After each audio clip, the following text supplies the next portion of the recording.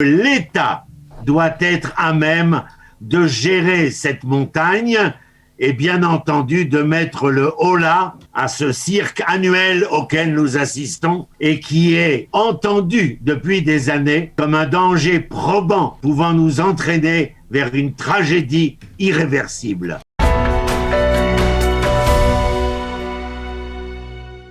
Nous avons le plaisir de retrouver dans ce studio Michael Blum. Michael, bonjour, Boker Tov. Boker Tov. Merci d'être avec nous ce matin. Dans le cadre de votre chronique, vous avez choisi ce matin de revenir sur la catastrophe de Méron et à ce sujet d'interroger Roni Akrish, notre ami Roni. Boker Tov. Boker Tov, Roni. Alors, voilà, on vous a demandé, Roni Akrish, d'exprimer. On est une semaine après la catastrophe, 45 morts, un pays choqué, en deuil depuis une semaine, mais il est peut-être temps de commencer à réfléchir aux responsabilités, et qu'est-ce qu'on peut dire une semaine après ce tragique événement, Roni? D'abord, Boker Tov à vous deux, et présenter nos condoléances à toutes les familles endeuillées, souhaiter un prompt rétablissement à l'ensemble des blessés. Mais vous avez raison. Après une semaine, il est peut-être temps de remettre en perspective, c'est-à-dire de donner une contextualisation, ce que Nietzsche appelait la généalogie, parce qu'il s'est passé un certain nombre de choses, mais nous ne pouvons pas rester dans l'émotionnel.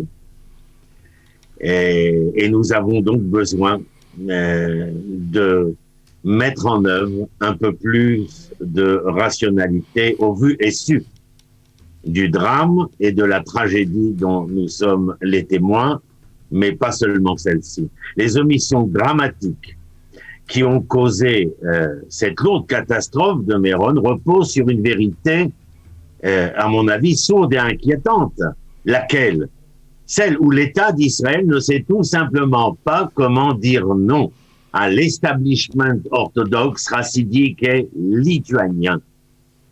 Il est possible de dénommer cette attitude comme un délitement du pouvoir face à ces autres pouvoirs, mais parallèles.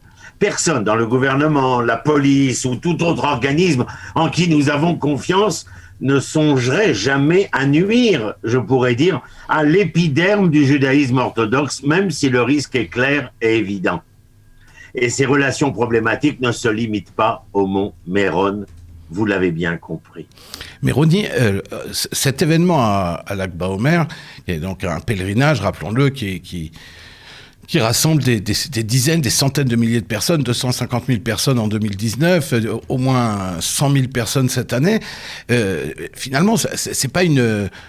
On va dire, c'est pas une obligation religieuse. Qu'est-ce qui fait que ce pèlerinage, depuis des années, on sait qu'il y a des dysfonctionnements sur le site de Méron. Qu'est-ce qui se fait que cette année, on a l'impression, une semaine après, que personne ne prend ses responsabilités, ni les hommes politiques, ni les responsables sécuritaires.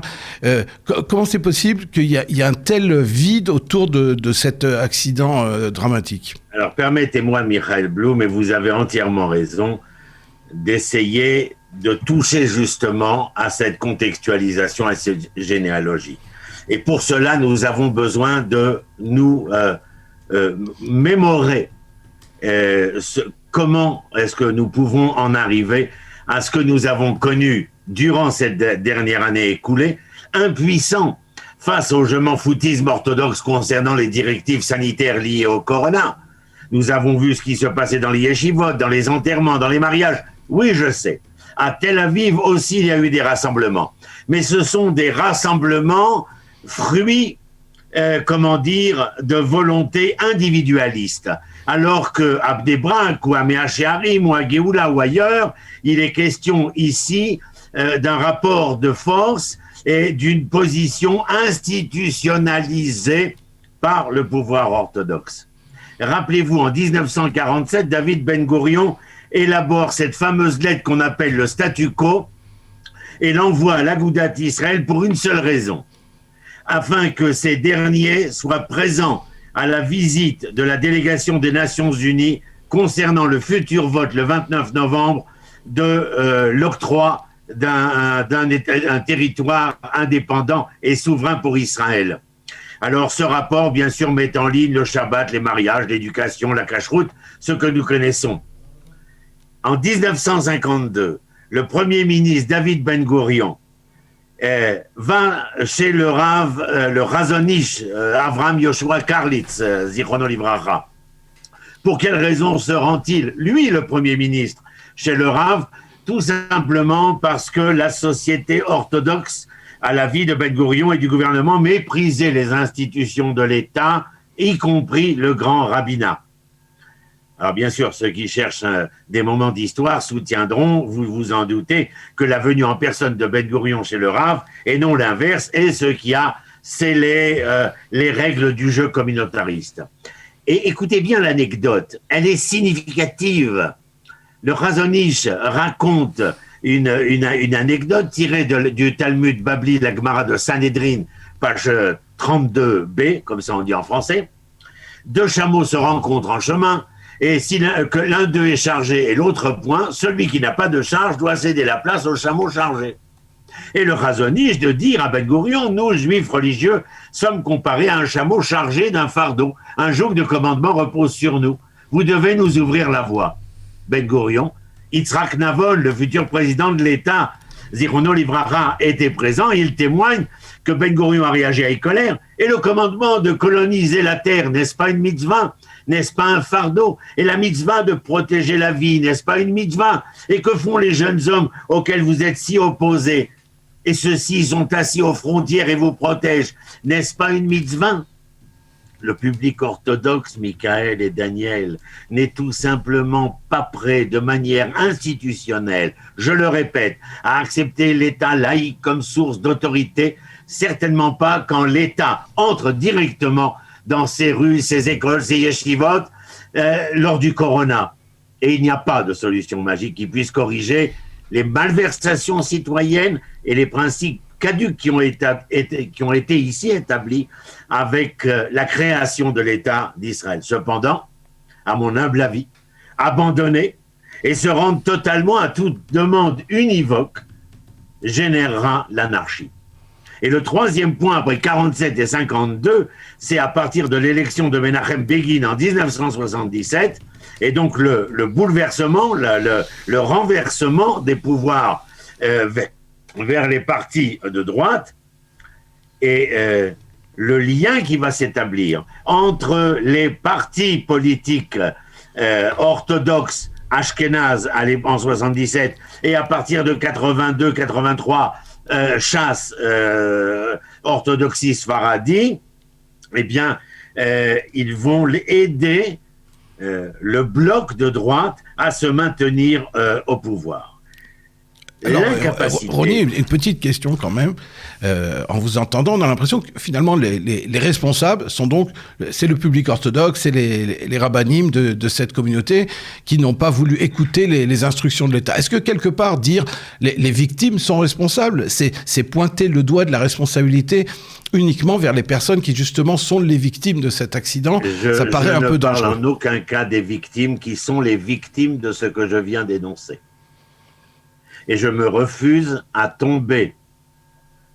Lorsque nous voulons penser, réfléchir, analyser, entendre et comprendre, nous devons nous refuser à tomber dans l'émotionnel, l'alarme, la bougie allumée, qui sont importants, mais quand vient le temps de penser, de réfléchir, nous ne pouvons pas être dans l'émotionnel qui est à même de fourvoyer notre réflexion. Et je rajouterai que et ce n'est pas simplement le monde orthodoxe qui porte sa responsabilité en n'acceptant pas l'État laïque et ses institutions, bien entendu, mais le pouvoir en place, quel qu'il soit, de gauche comme de droite. On a retrouvé des pouvoirs à l'incapacité ou bien à une réticence de l'État à faire appliquer les lois, par exemple cette dernière année sanitaire, restrictive dans la société orthodoxe, et vous serez d'accord avec moi, que ce refus a coûté beaucoup plus de vie, je dirais, que malheureusement la tragédie de Méron. Alors Ronnie, une question de Daniel. Hein. Une fois qu'on a dit tout ça, on peut être d'accord, pas d'accord, éviter d'abord de faire des généralités parce que tout le monde n'est pas d'accord. Moi, je sais, j'ai entendu ces derniers jours, on a entendu la différence qu'il y avait entre les chassidim au sein du monde orthodoxe et les litaïm, les lituaniens. Moshe Gavni a dit et répété qu'il n'était jamais allé à Méron et qu'il dénonçait ce genre de rassemblement. Alors, une fois qu'on a dit ça, qu'est-ce qu'on fait concrètement? Où on va? Alors, à mon humble avis, aujourd'hui, concernant ce qui s'est passé, nous avons le devoir, qui ne peut s'entendre de deux manières, d'exiger une commission d'enquête souveraine indépendante, qui devrait être nommée par la présidente de la Cour suprême d'Israël, Madame Esther Chayout. Et cette commission d'enquête ne devra pas réduire les préoccupations aux tribunes folles, à la largeur des clôtures comme des chemins délabrés sur la montagne. Tout cela ne sont que des succédanés face à un désastre en profondeur, un manque de gouvernance face au chassidisme et au groupe orthodoxe. La tragédie, comme l'ont dit nombre d'intervenants, était inscrite sur les parois de ce lieu depuis très longtemps. Le rapport du contrôleur d'État a révélé de graves bévues dès 2008. Cela a été repris en 2011 par Ronnie, je vous écoute, mais vous savez bien, les commissions d'enquête, vous connaissez très bien l'histoire d'Israël, donc vous savez certainement que les commissions d'enquête, leurs résultats, leur mise en application, elle a jamais été totalement réalisée, elles n'ont jamais véritablement bouleversé les amotacipim, c'est-à-dire les grands principes de l'État d'Israël. On sait que elles se limitent finalement à la démission de tel ou tel ministre, ou à la démission de tel ou tel chef d'état-major, ou de tel ou tel chef patron de la police, mais sur le fond, ça ne change rien. Moi, je parle de changement de fond. Quel changement de fond doit-on apporter à la société israélienne pour que de tels événements ne se produisent plus? Il n'est pas question simplement de vouloir parler de manière générale sur la société israélienne. Il y a tout un pan de la population qui représente à peu près un certain pourcentage aujourd'hui dans l'État d'Israël et qui conséquemment, non pas simplement après Méron, mais après l'année qui a été la nôtre, doivent remettre en question la direction qui est la leur. Appelez ça Rabbanim, Admourim, je ne sais quoi.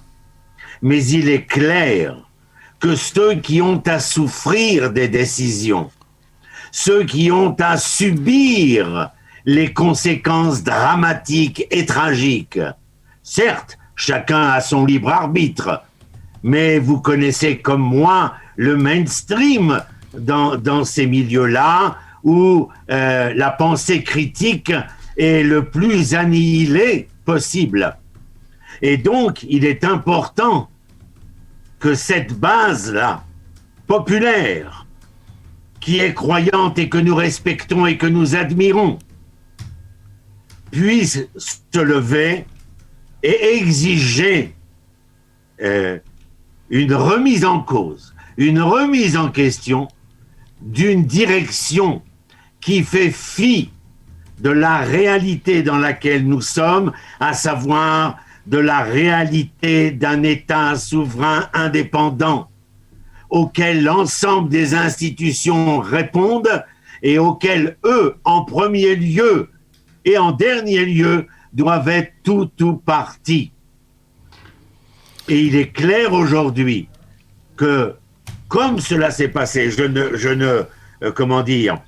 ne délaisserai pas le problème du corona, car il est fondamental, l'un est lié à l'autre.